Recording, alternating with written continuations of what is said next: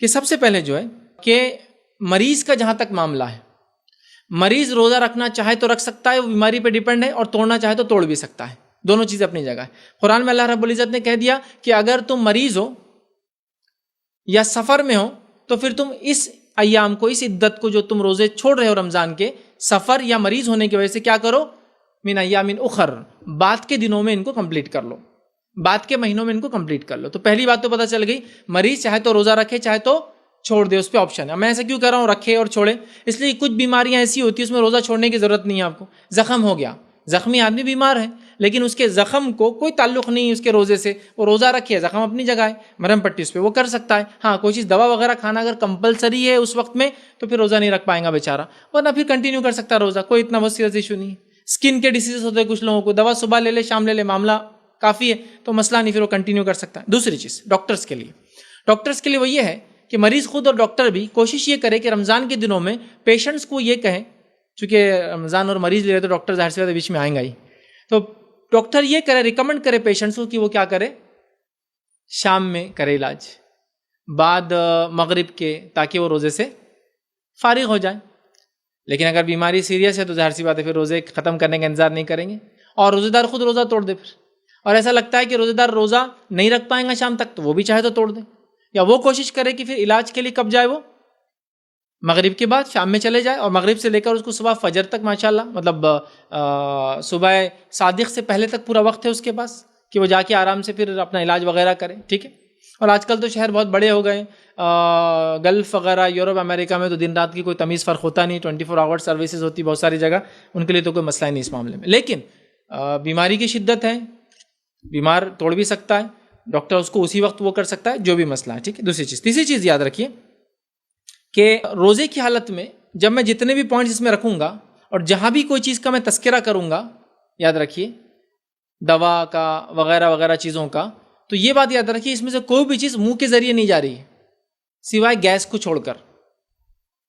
منہ کے ذریعے علاج کے لیے گیس لی جا سکتی ہے، جس میں کیا کیا شامل کر سکتے ہیں، آکسیجن شامل کر لیجیے، بیمار ہے تو آکسیجن لگا دیتے ہیں۔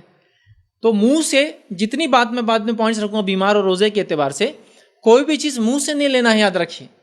جتنی باتیں میں کروں گا سوائے اس کے کہ گیس چھوڑ کر، گیس کی شکل میں اگر کوئی چیز لی جا رہی ہے دوا کے اس میں تو منہ سے جا سکتی ہے، باقی کوئی بھی چیز منہ سے پھر نہیں جائیں گی، یہ بات آپ یاد رکھ لیجیے، ورنہ آپ بیچ میں ایسا نہ ہو جائے کہ میں نے کہا یہ کر سکتے تو آپ منہ سے لینے کے چکر میں بڑے ٹیبلٹ بھی کھا رہے ہو، بڑے روزہ بھی ہے میرا، نہیں، منہ سے نہیں۔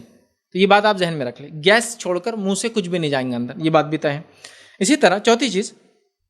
روزے کی حالت میں کھانا پینا حرام ہے، یاد رکھیے، یہ اصول یاد رکھ لیجیے، تو آپ کو اوپر پوائنٹ یاد رہیں گا کہ منہ سے کچھ بھی نہیں لینا ہے۔ پانچویں چیز یاد رکھیے،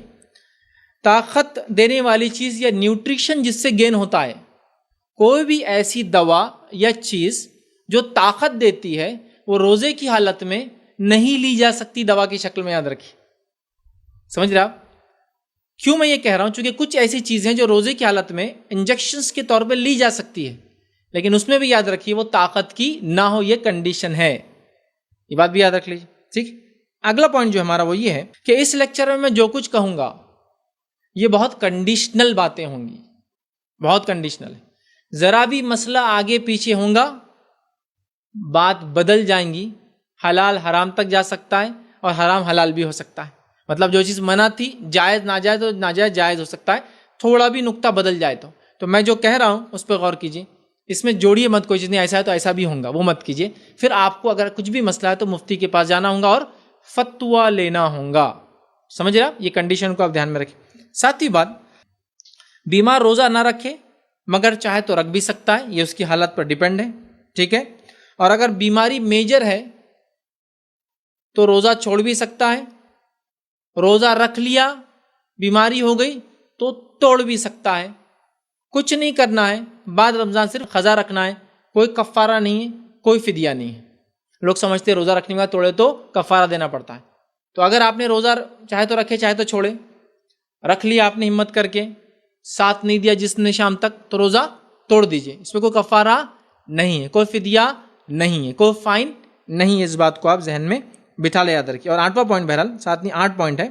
روزہ اگر ہمیشہ کوئی نہیں رکھ سکے، میں تو پوائنٹ لے رہا ہوں مریضوں کے اعتبار، لیکن کوئی ایسا مریض ہے جو ہمیشہ روزہ نہیں رکھ سکتا، اس کی بیماری ایسی ہے، کا بڑھاپا آ گیا، اس کی بیماری ایسی لمبی ہے، جوان بھی ہے تو بیمار ہے، تو یاد رکھ لیجئے اس کو کیا کرنا ہے، ہر ایک روزے کے بدلے صرف اور صرف کیا کرنا ہے، صرف اور صرف ایک مسکین کو کھانا کھلانا ہے، یہ ہو گیا اس کا فدیہ۔ تو یہ ہو گیا ہماری بات کمپلیٹ، یاد رکھیے۔